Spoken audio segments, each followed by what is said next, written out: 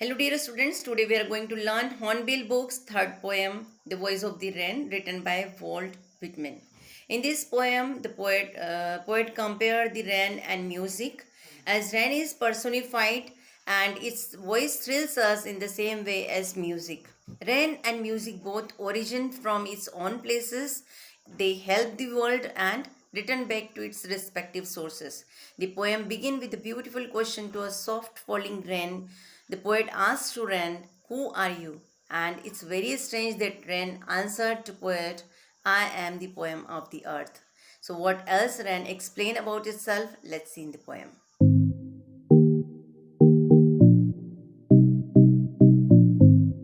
The Voice of the Wren, written by Walt Whitman. So the poet tries to draw a comparison between rain and music through this poem. And in this poem, rain explained or saying about the water cycle. इस poem में rain बताती कि कैसे वो एक cycle चलता है, इस वाटर साइकिल चलता है और सिंपल सी वाटर साइकिल को पोएट ने पोएटिक वे में प्रेजेंट किया है इसमें. So let's start. And before that, I would like to say you here the rain is personified and its voice thrills us in the same way as the music. Sometime जैसे हम कभी बारिश आती है तो सुनते हैं, कभी कभी रेन की आवाज़ हमें म्यूज़िक की तरह लगती है, तो इसको पर्सोनीफाई किया है. Sometime the rain is personified like a human being. Personified means जब किसी नॉन लिविंग थिंग को लिविंग थिंग्स के साथ कंपेयर करते हैं, that is called personification. So here rain is personified with the human like human being because it is called the voice of rain and voice only have the human being have voice. So and human being can express his views. So here Ren is expressing his views, his thoughts. So here it is called the voice of Ren. So this is the one of the poetic device which is used here, that is personification. Later I will explain you all the poetic devices also. So let's begin. And who art thou, said I, to the soft falling shower. Here these word art and thou, these are the archaic word. It is old fashion word. Now it is not use in English. आजकल ये उपयोग में नहीं आ रहे हैं. और art का मतलब होता है are, ARE, and thou means you, and here I is the poet. Okay, so poet is asking to rain. Poet rain से पूछ रहा है, हु आर यू, तुम कौन हो. ओके, जो सॉफ्ट सी झिलमिलाती सी बारिश हो रही है, झिरमिर शावरिंग हो रहा है, उस बारिश से पोएट पूछ रहा है, who are you. Which strength to tell, give me an answer as here translated. और रेन ने जो आंसर दिया पोएट को, पोएट उस आंसर को ट्रांसलेट करके बता रहे हैं हमें कि रेन ने आंसर भी दिया मुझे. क्या आंसर दिया रेन ने, चलिए देखते हैं. सो उन्होंने अपने आंसर्स में जो रेन ने जो वर्ड्स कहे हैं उसको ट्रांसलेट करके आगे पोएम में बताया है. और रेन क्या आंसर दे रही है. Rain is saying, I am poem of earth, said the voice of rain. जो रेन की जो वॉइस थी, पोएट ने उसको ट्रांसलेट करके हमें बताया है. रेन क्या कह रही है, I am the poem of अर्थ, मैं धरती की पोएम हूँ, मैं कविता हूँ. Eternal I rise impalpable out of the land and the bottomless seas. Eternal, eternal means जिसका कोई अंत न हो, जिसको जो हमेशा चलता रहे, that is called eternal. I rise impalpable. Impalpable, that cannot be touched. Impalpable means the things that cannot be touched, and eternal, the things that has no end, जो हमेशा चलता रहे. I rise out of the land and the bottomless seas. मैं उस ज़मीन से, उस धरती से निकली हूँ और उस बॉटमलेस सीज से निकली हूँ जहाँ से जिसका कोई अंत नहीं है.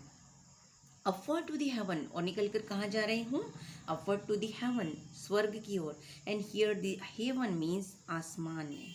ठीक है. Whence vaguely formed altogether changed and yet the same. मैं, मेरा कोई अंत नहीं है, मैं अनंत हूँ, लगातार चलती रहती हूँ, जैसे कि वाटर साइकिल चलता ही रहता है. कहाँ से, सीज से वाटर इवोपरेट होता है, इवोपरेट होकर के ऊपर की ओर जाता है, और ऊपर जाकर वो water vapours impalpable, Impalpable things are the water vapors that we cannot touch. We cannot touch water vapors and we cannot even see. And that goes into the above the earth or in heaven, and there it change its form. It change its form in a vents. It is also vents is also an archaic word. It is old fashioned word. Now it is not in use, and that means is इसका मतलब होता है जहां से, from where, from where. Okay. So here the poet is saying कि मैं वहां से कहाँ जाती हूँ, ऊपर आसमान में चली जाती हूँ. Vaguely formed altogether changed and yet the same. Vaguely means unclear, जो clear ना हो. That is in the form of cloud. Okay. किस फॉर्म में चेंज हो जाती है? That change into unclear form, that is the cloud. And that remain there same, और वहाँ उसी फॉर्म में रहती है वो. Then I descended to leave the drought atomized dust layer of the globe. जब वहाँ से फिर मैं वापस नीचे आती हूँ, that is क्या चल रहा है? ये वाटर साइकिल चल रहा है. It goes from the bottomless seas and the land to the upward in the form of water vapor, and then there it changed into unclear form in the form of cloud, and when it comes down back in descendant means वापस नीचे आना, come down, to lave the droughts. Lave means भिगो देना, धो देना. किन चीजों को धो देते हैं? ड्राउट्स, जहां बहुत सूखा हो. Atomise dust layer of the globe, पूरी धरती पर जहाँ डस्ट है, धूल है और छोटे छोटे कण हैं, उन सबको मैं धो देती हूँ. जहाँ जहाँ पर सूखा है, पड़ा हुआ है, उन सबको मैं नीचे आकर धो देती हूँ.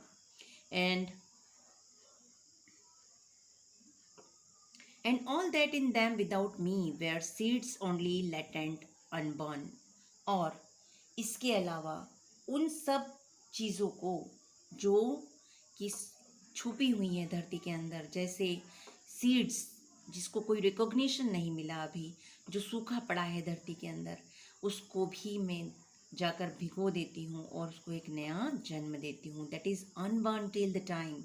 अभी तक जो अनबर्न है, जिसमें कोई ग्रोथ नहीं है, उसको मैं ग्रोथ देती हूँ, उसको एक नया जन्म देती हूँ. And for ever by day and night I give back life to my own origin. और दिन और रात मेरा चक्र इसी तरह चलता रहता है, मेरा साइकिल इसी तरह चलता रहता है. जब मैं बॉटमलेस सीज और लैंड से निकल करके इवोपरेट होकर ऊपर आसमान में जाती हूँ, दैट इज़ नो एंडिंग, जिसका कोई चक्र ख़त्म ही नहीं होता. Then I come back and then I goes to heaven where I form the unclear form like a cloud, and then I come back descended to the earth and leave all droughts to my dust layer of the globe. सारी चीज़ों को मैं भिगो देती हूँ, गीला कर देती हूँ, धो देती हूँ. leave means धो देना.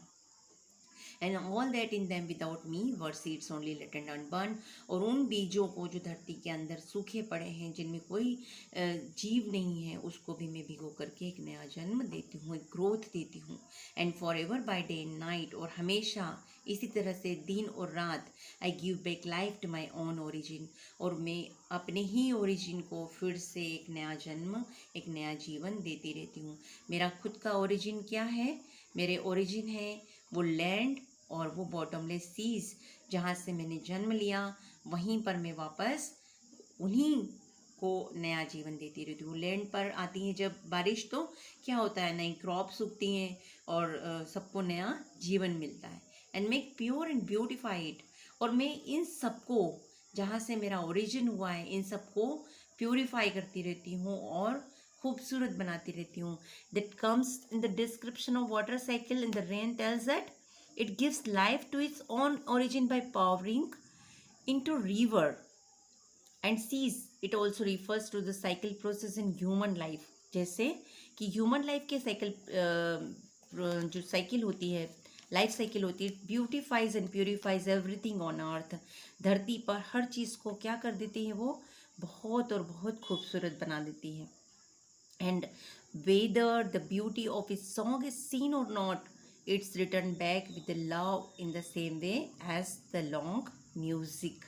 After fulfilling its work, जैसे कोई song, कोई गाना, it's issuing from the birthplace after fulfilling wandering. जैसे कोई गाना अपनी बर्थ प्लेस से निकलता है, जैसे किसी पोएट के मुंह से निकला, उसको बाहर लोगों ने सुना, कहीं कॉन्सर्ट में, कोई म्यूज़िक कॉन्सर्ट्स में, कहीं बुक्स में, और कई जगहों पर उसको सुना जाता है. कई लोग उसको अप्रिशिएट करते हैं, कुछ लोग अप्रिशिएट नहीं भी करते हैं, और वो जो सॉन्ग है वो अपनी ब्यूटी को लेते हुए अपने काम में, अपने फुलफिल में, अपने काम को फुलफिल करता हुआ वापस अपनी बर्थ प्लेस पर आ जाता है. उसी प्रकार जैसे music soothe not only the listeners but the singers too. जैसे कोई म्यूज़िक केवल म्यूज़िक गाना बनाने वाले को, सॉन्ग बनाने वाले के कानों को आराम देता है, उसको सुखी करता है, बट सुनने वाले के कानों को भी. It purifies the soul of the listener as well as the director, the musicians. So the same the rain is also recked और अनरेकेट डली विद द लव रिटर्न्स. बारिश भी इसी तरह से, रेन अपने ओरिजिन को प्योरीफाई करते हुए और उसको नया जन्म देती रहती है, भले ही लोग उसकी परवाह करें या ना करें, उसे पसंद करें या ना करें उसे. लेकिन जो रेन है वो अपनी साइकिल के थ्रू, मोटरसाइकिल के थ्रू लोगों को एक नया जीवन देती रहती है. So here we find some words, difficult words which I had already given you the meanings. So I think students you already noted down these meanings. Okay, so I request you to read the poem by your own also. So and with these we come to an end of the similar this poem. We have read it, we have seen the difficult words meanings, and I had explained it to you. Now we will see some literary devices that have been used in this poem.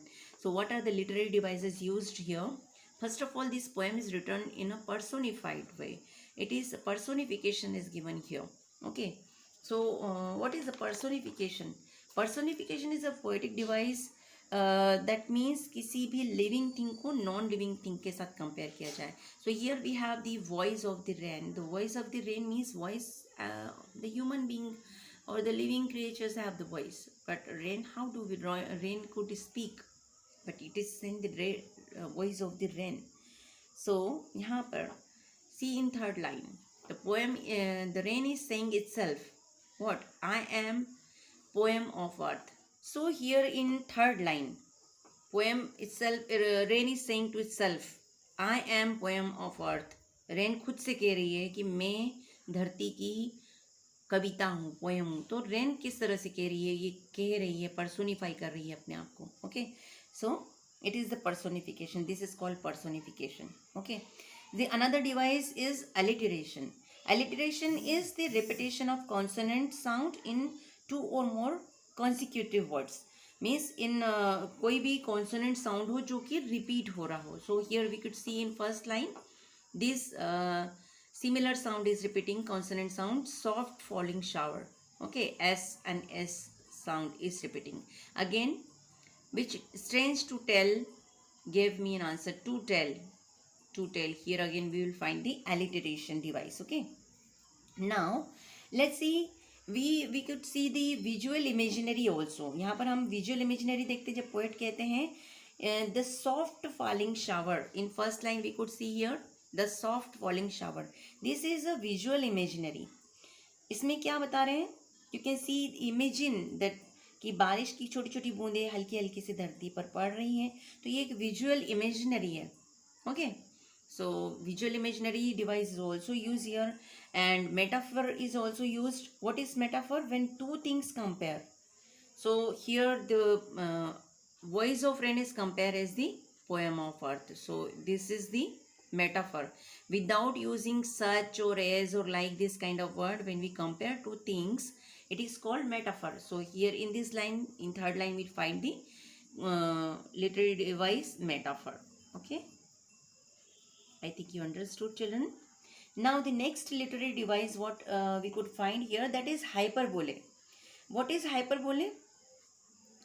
Hyperbole is a literary device which is used to exaggerate, exaggerate जब आप किसी चीज़ को बहुत ज़्यादा बढ़ा चढ़ा कर बताते हो, जैसे यहाँ पर एक यूज़ हुआ है the bottomless seas. Okay, bottomless seas, as you know that sea also have its bottom. हमें पता है सीज का भी बॉटम होता है, बट यहाँ पर क्या कहा जा रहा है, bottomless seas. So this is just a exaggeration and it is called hyperbole. Okay, the another literary device which we could see here, that is consonance. What is consonance? Consonance, जब कोई line में consonant sound बहुत ज़्यादा prominent हो, बहुत ज़्यादा बार repeat हो रहा हो, तो उसको हम बोलते हैं consonance. So here in this line we could find the consonants here in sixth line. I descended to leave the drought atomic dust layer of the globe. Here D sound is repeated or prominent in this line, so here we could find the consonants. So the same, when the vowel sound is repeated in any line, that is called the assonance. If you will find this kind of things somewhere, that is the assonant. Assonance I didn't find anywhere. Next literary device which is used here is anaphora. Anaphora means two or more lines start with the same word or same consecutive words. Like here in these three lines, it is start with the same words like and all that in them, and forever, and mag. These three lines started by the same word and. So this is called the anaphora, literary device anaphora. The students had made the separate video of figure of speech, so I'll give you the link of that video in the description of this video. So you must go through the literary devices, or it is called the figure of speech. Okay, so you go through with this. The another literary device, it is called the free verse. This poem is written in the free verse scheme. What is the free verse? When there is no rhyming, when you do not find any rhyming scheme in the poem, it is called free verse. So this poem is written in free verse. So with this we come to an end, and this chapter, and I think आपको पसंद आया होगा. अगर आपको video अच्छा लग रहा है, if you like the video, hit the like button and share it with your friends, and for many more videos to subscribe to our channel learn English with Seema Gangrani. Okay, thank you children.